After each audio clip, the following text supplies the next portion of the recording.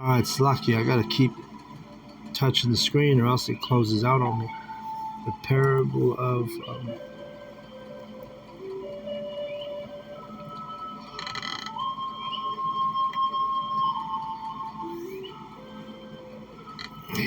so the parables, it's not given. It's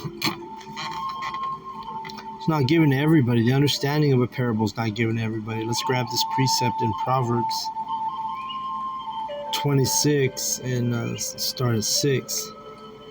He that sendeth a message by the hand of a fool cutteth off the feet and drinketh damage. The legs of the lame are not equal, so is a parable in the mouth of fools. See? So not everybody's going to be able to understand or grasp or understand the truth, or especially when it's done in parables. And really, it's like speaking in code in a way, Like when you speak in code, you use cryptic messages, which cryptic means hidden. So basically, when you're speaking like that, or anything's done in a cryptic way, a cryptic manner, or a parabolic manner, it means only certain people are going to get the understanding. Only certain people are going to understand what you're saying. So if this truth was for everybody, Yahushua would have spoken plain language and not been using the parables, okay? Right? Let's get another quick precept through the Spirit, Mark 4:11. And he said, unto you, or unto them, unto you it is given to know the mystery of the kingdom of the Most High. But unto them that are without, all these things are done in parables. See that? That seeing they may see and not perceive, and hearing they may hear and not understand, lest at any time they should be converted and their sins should be forgiven them. Right? And he said unto them, know ye not this parable? And how then will ye know all parables? The sower soweth the word. All right, and this is basically saying the same thing. This is going in, that's the Spirit, because this is going into what I'm reading, but this is Mark's account, right? Well, let's go back to Luke's account. And, that's the Spirit, because I didn't even know that was going into the exact same account, but different perspective. You had Mark's perspective, Luke's perspective, but they're describing the same event. What we're reading here in Luke 8 and where am I at? 11. Luke 8 and 11. Now the parable is this. See, he's going to, about now, Yahushua is going to break down the parable, because that's what he did with his disciples. He would speak in parables, and then when he would be with his disciples alone, he would expound on the parables that he was speaking. I mean, he would explain it to them in deeper, in more depth, right? Verse 12. Those by the wayside are they that hear, then cometh the devil, and taketh away the word out of their hearts, lest they should believe and be saved. And this happens at camp all the time. A couple weeks back, you had this dude, and he wasn't sincere. So it was meant for him not to get this knowledge, not to get this word, not to get the breakdowns. But it says right here, the wayside that hear, that he was hearing the word, he was hearing the prophets on the streets, and then here comes this demon, this demon. It was an Edomite lady on the side of the street.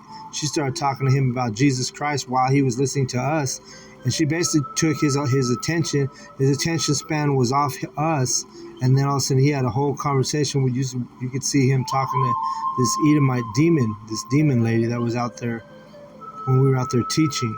So this is this parable, right? Those by the wayside are they that hear, then cometh the devil and taketh away the word out of their hearts, out of their minds, lest they should believe and be saved. And it doesn't necessarily have to be a woman demon or an Edomite. The devil, can jump, that wicked spirits jump on all these heathen in these 2/3. They even try to jump on us, right? But we just know how to handle them. We know how to rebuke them. Verse 13, they on the rock are they which, when they hear, receive the word with joy, and these have no root, for which for a while believe, and in time the temptation fall away. Right, so These are the ones who are like, they like it. They'll stand it. They may stand for 30 minutes at the camp and watch and feel good and be all high in the spirit. And then all of a sudden they leave the camp or they walk away and they never do any research. They just go back to the world. They could care less. They forget about the truth, right? That's that parable. 14, and they which fell among the thorns are they which, when they have heard, go forth and are choked with cares and riches and pleasures of this life, and bring no fruit to perfection. See, and there's the ones that, each one is like a different level. But nonetheless, you got to have endurance to the end. Otherwise, you're that seed you're that seed that's not going to bear no fruit, right? You got to nurture this truth. When you get a seed planted, you have to nurture it. You have to take care of it. You have to water it, right? Verse 15. But that on the good ground are they which in an honest and good heart, having heard the word, keep it and bring forth fruit with patience. And patience means suffering. So that means you're going to be able to suffer for the truth. You're going to be able to endure for the truth. But when we say endure, when someone's enduring something, it goes into, patience and suffering. That's why it's called endurance, right? Like that's where that word endurance comes from. Like if you have endurance, that means you're suffering and you feel the pain, but you're still going.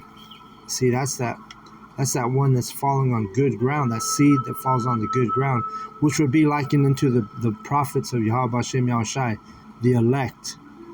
Those are going to be the ones that's metaphorically speaking, they're the ones that fall on good ground. Okay. Verse 16, no man when he hath lighted a candle covereth it with a vessel, or put it under a bed, but setteth it on a candlestick, that they which enter may see the light. Right, so if you have this knowledge, you get this understanding, you're not going to, your job is not to go hide it under a bed. No, so Yahweh Shai saying, you set it on a candlestick, you put it at the top of the house, the corner of the house.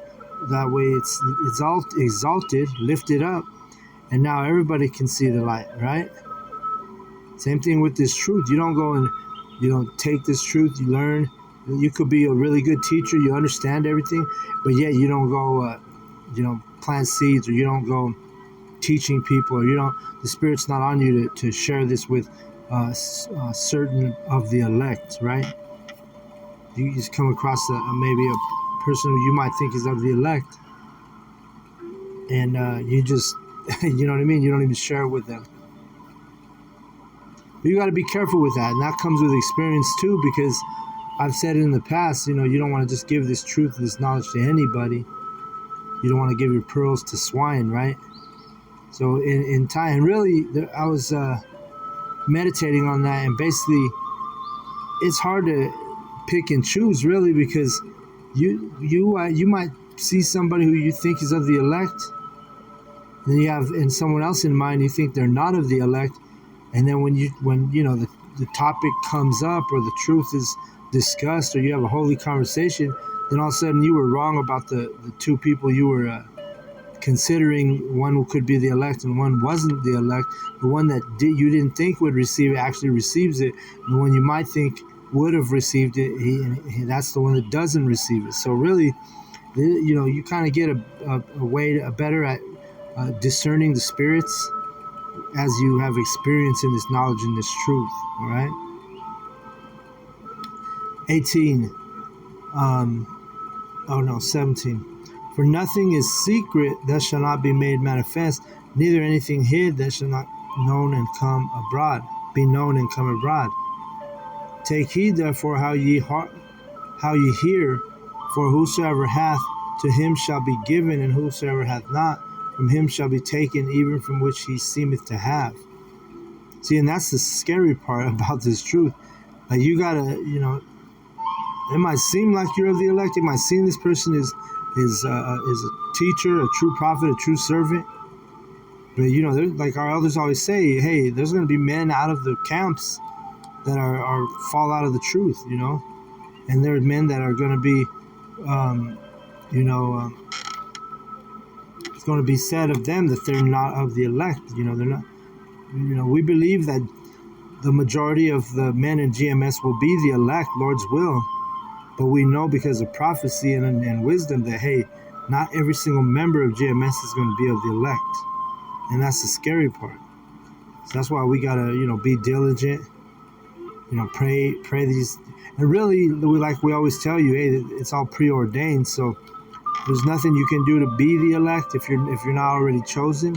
There's nothing you can do to, fall out if you're already chosen, because everything's preordained. But the elect, they're going to have that spirit of endurance, spirit of teaching, spirit of, you're going to keep moving. You're going to be that good seed. You're going to be that seed falling on that good ground. Verse 19, then came to him his mother and his brethren, and could not come at him for the press. And it was told him by certain which said, thy mother and thy brethren stand without, desiring to see thee. And he answered and said unto them, my mother and my brethren are these which hear the word of the Most High and do it. Right? So, and that's another parable right there, man. Like, the true family is dealing with the ones who do the will of Yahweh Bashem Yahushai, the brethren, the brotherhood. You have your family in the flesh, and a lot of your family ain't gonna make it, man. A lot of your family is not gonna be of the elect. A lot of your family is gonna be burned up in the missiles, or die of the famine, or Esau's gonna get, however, or the 2/3 is gonna get him, however it is during Jacob's trouble. So the true family is the brotherhood. They used to say, oh, blood's thicker than water. Well, hey, when it comes to this knowledge, it's all about the spirit of Yahweh Shem Yoshai. That's what's thicker than water. That's what's thicker than blood, is this Holy Spirit that's been given to the elect. All right? And really, if you can't receive that, or you can't understand that, or that doesn't fathom, you can't fathom that, what I just said, then guess what? You're probably not the elect, because honestly, when we're with the brotherhood, that's when we're at the most peace with each other in our lives, because your family in the flesh, you get vexed with that family.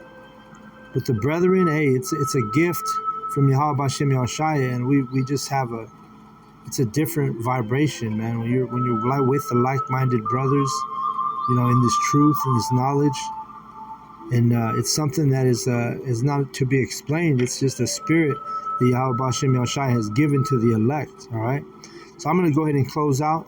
I want to give all the praise, all the glory, all the honor unto Yahweh Bashem Yahushai Bashem Rakakodash.